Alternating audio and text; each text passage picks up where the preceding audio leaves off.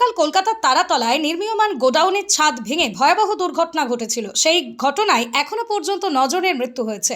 এই 9 জনের মধ্যে রয়েছেন নদিয়ার কৃষ্ণনগর কোতোয়ালি থানার চর শম্ভুনগর চৌধুরী পাড়া এলাকার 2 জন শ্রমিক। তারা হলেন 17 বছর বয়সী রাহুল চৌধুরী এবং 60 বছর বয়সী বৃদ্ধ চন্দ্রমা চৌধুরী।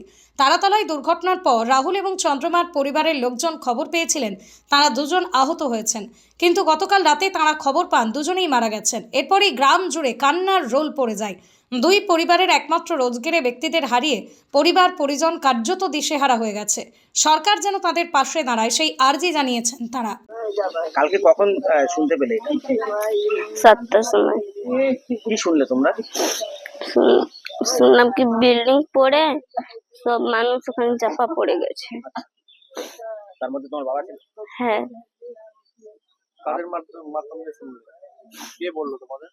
সব মানুষরাই বললো এখানকার। এখান থেকে গিয়েছিল? হ্যাঁ, কাদের সাথে গেছিল তোমার বাবা কাজে?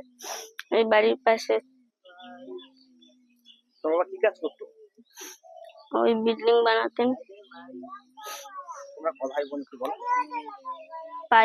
4 বোন 1 ভাই। বাড়িতে রোজগার কি করতে আপনার?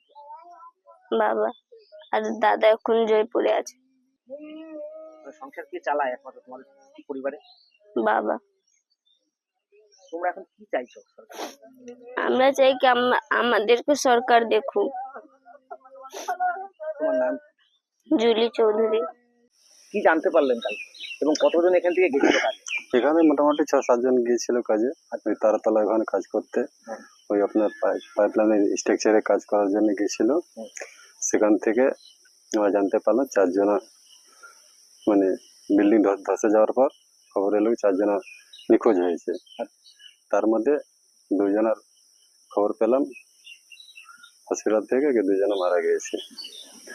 তার মধ্যে হচ্ছে একটা রাহুল চৌধুরী আর হচ্ছে চন্দ্রমা চৌধুরী।